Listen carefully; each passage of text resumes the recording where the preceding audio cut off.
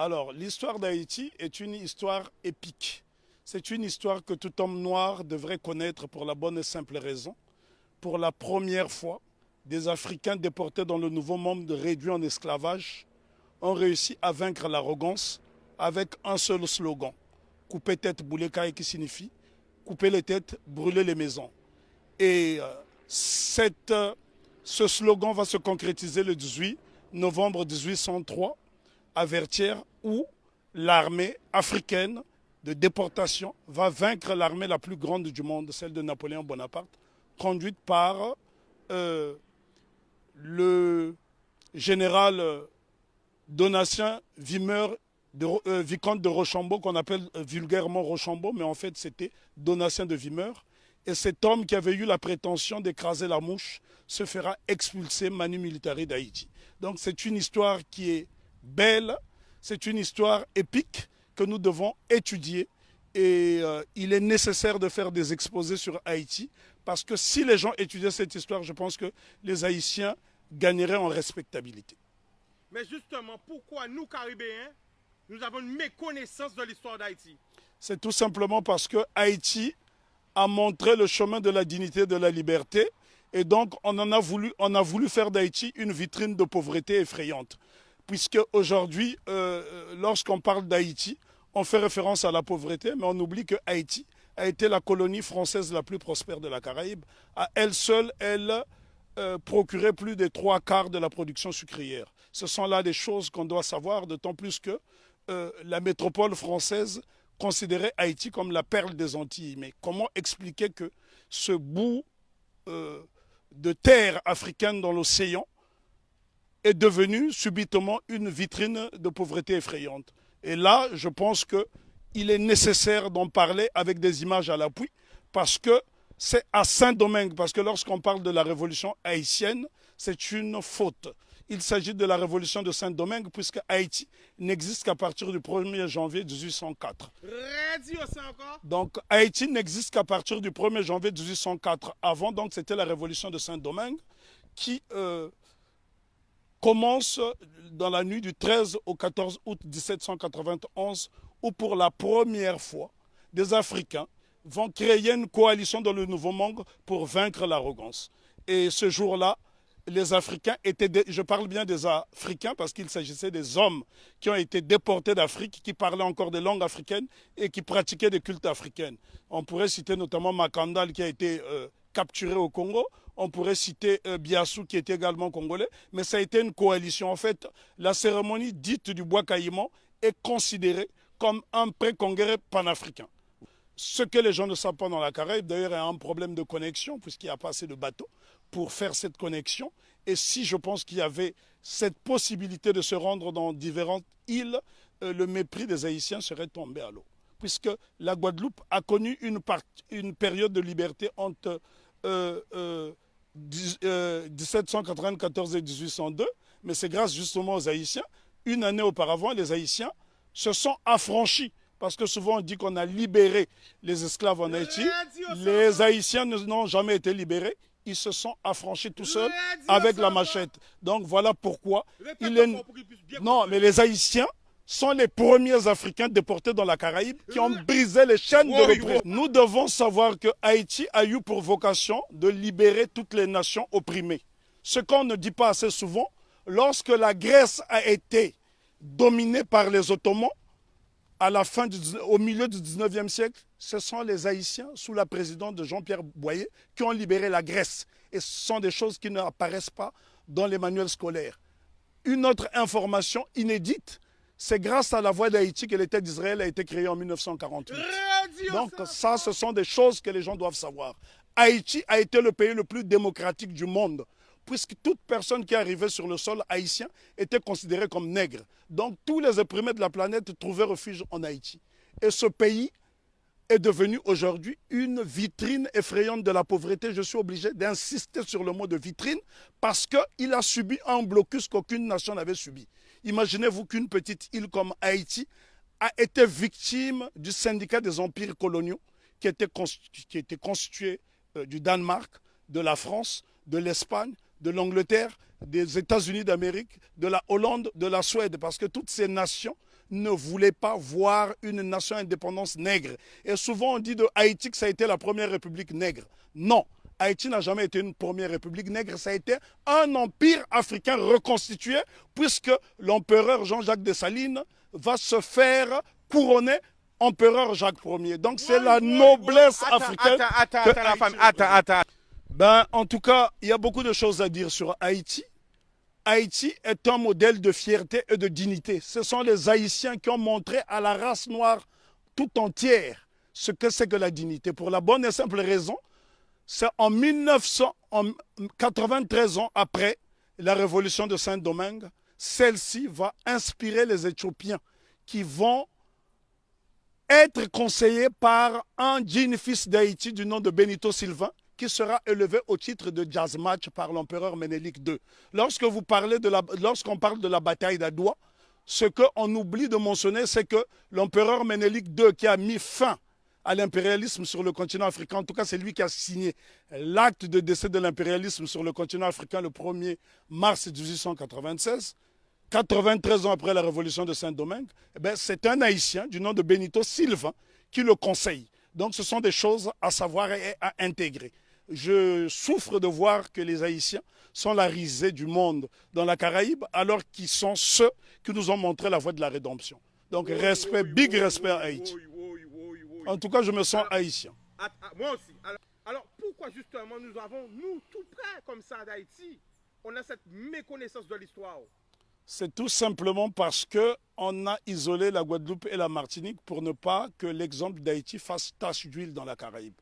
Voilà la crainte. Parce que Haïti a été une nation prospère. Il faut visiter Haïti pour se rendre compte. Lorsque vous voyez Haïti, Haïti est avant tout le symbole du panafricanisme, puisque le second chef d'État d'Haïti, c'est l'empereur, plutôt le roi Henri Christophe, qui était originaire de Grenade. Donc Haïti a eu pour chef d'État un homme de la Grenade et qui a été l'un des principaux bâtisseurs, qui a créé le Palais de la Monnaie, qui a bâti 15 châteaux, qui a bâti 4 forteresses, notamment la citadelle Henri, qui est le plus grand fort des Amériques.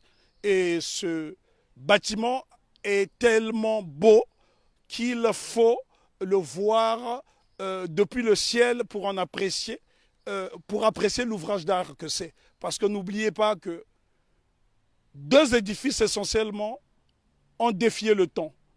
La citadelle Henri et le palais de Sans Souci qui avait 365 portes et fenêtres. Ça veut dire que le roi Henri Christophe pouvait se permettre d'ouvrir une porte, une fenêtre par jour pendant toute l'année. Et c'est pour vous dire à quel point, et les architectes étaient tous noirs. Si vous allez par exemple dans la ville de Kenskoff, vous trouverez le fort Alexandre et le fort Jacques qui sont reliés par un tunnel et c'est à 1200 mètres d'altitude. La question qu'on doit se poser, comment les Africains déportés à Saint-Domingue ont pu construire ces édifices qui ont défié le temps? Aujourd'hui, lorsque vous voyez un cyclone dans la Caraïbe, il suffit d'un petit cyclone pour que les maisons s'envolent, alors que les Africains ont fait exploser leur génie pendant la période de captivité. Bien que les Haïtiens se sont affranchis dès 1793, parce qu'il ne faut pas croire à ce que les historiens disent en faisant croire que les Haïtiens ont été libérés. Non. Lorsque les négriers sont arrivés, les Haïtiens étaient déjà libres, puisqu'ils avaient lancé ce fameux slogan « Coupez tête, boulet caille ». Et il y a un homme dont on ne parle pas, on parle souvent de Toussaint Louverture, qui fut le plus grand des généraux nègres de tous les temps. On parle de Jean-Jacques Dessalines, je dis béni soit leur nom pour l'éternité, mais seulement, il y a un jeune colonel qui s'est battu âprement lors de la bataille de Vertières, c'est Capois-la-Mort, François Capois-la-Mort, qui a défié les canons de l'insolence, les canons de l'arrogance en disant « j'aime la mort ». Et Capois, on le retrouve sur le billet de Sangourde en Haïti. Ce sont là des éléments essentiels que nous devons connaître afin d'aller vers l'émancipation définitive. Alors, en résumé, pour parler d'Haïti. On ne peut pas résumer l'histoire d'Haïti, elle est trop belle, elle est trop grande, elle est trop belle. L'histoire d'Haïti, oui, on ne peut pas résumer l'histoire d'Haïti. Haïti, on doit en parler avec passion.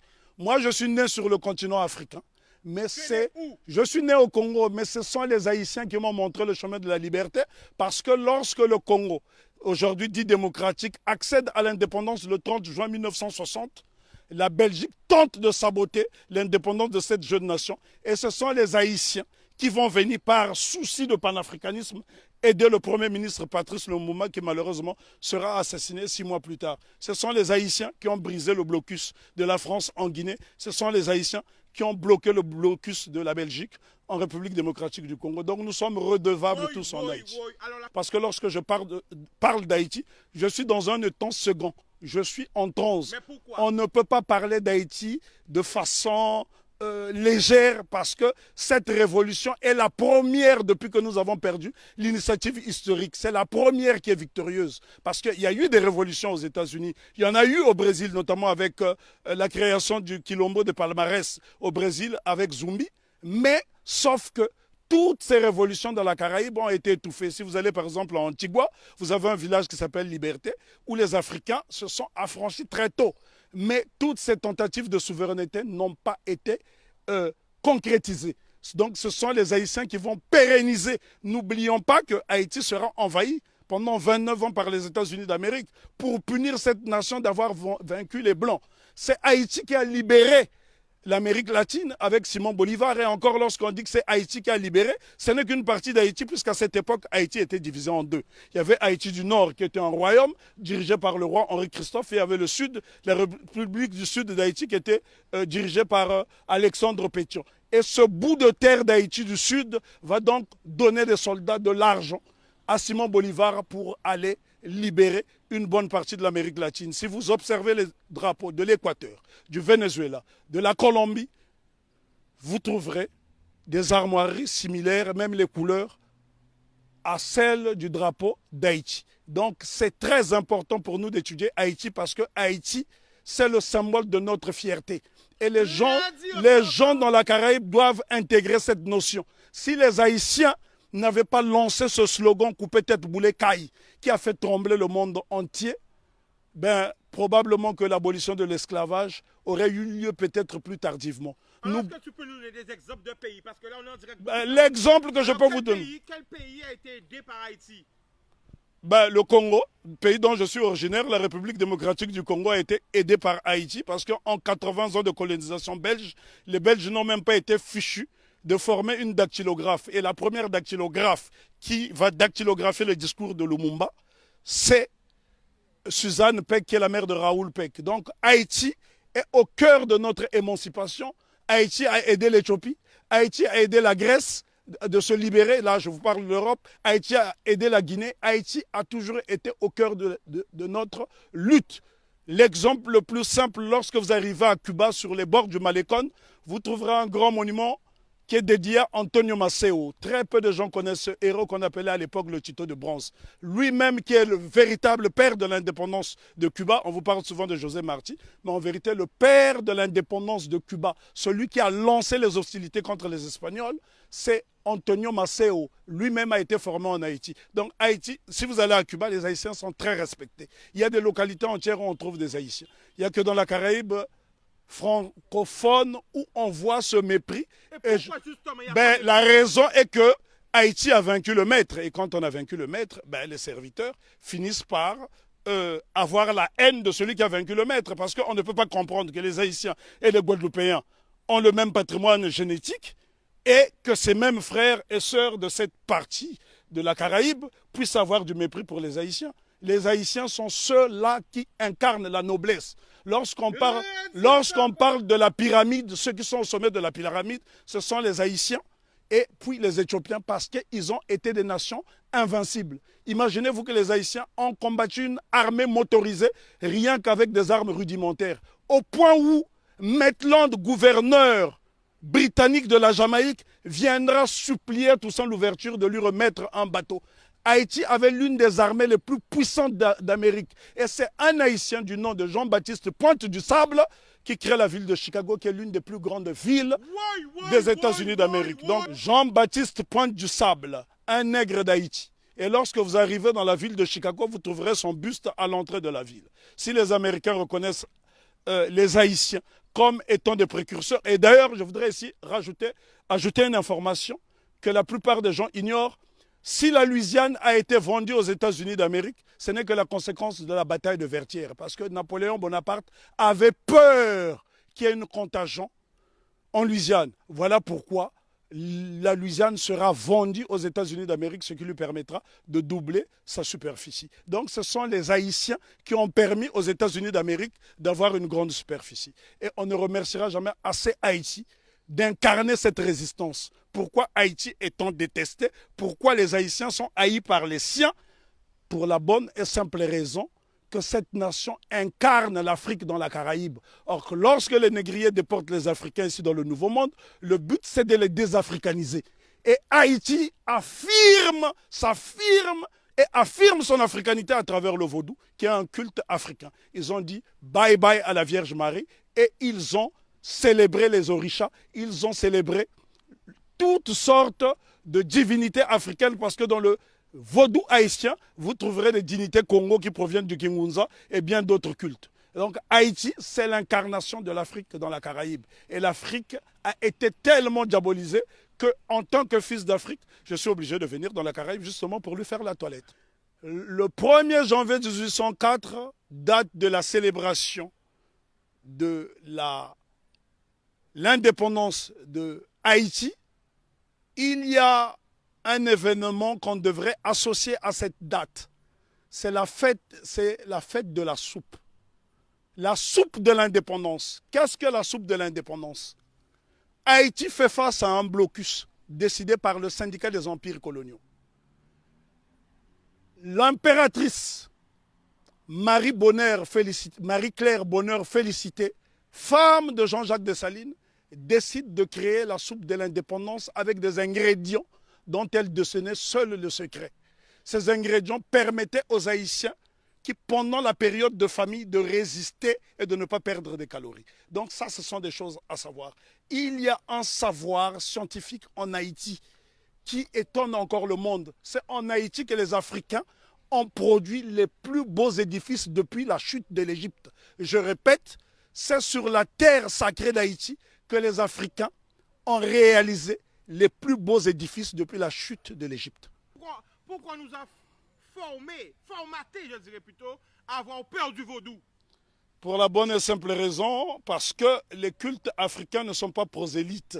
Et ces cultes ont permis justement aux marrons de résister et les cultes africains ont survécu dans toute la Caraïbe, pas seulement en Haïti. Si vous allez par exemple en Jamaïque, il y a le Pacomania, c'est un culte typiquement africain. Allez en Dominique, vous trouverez ces cultes africains.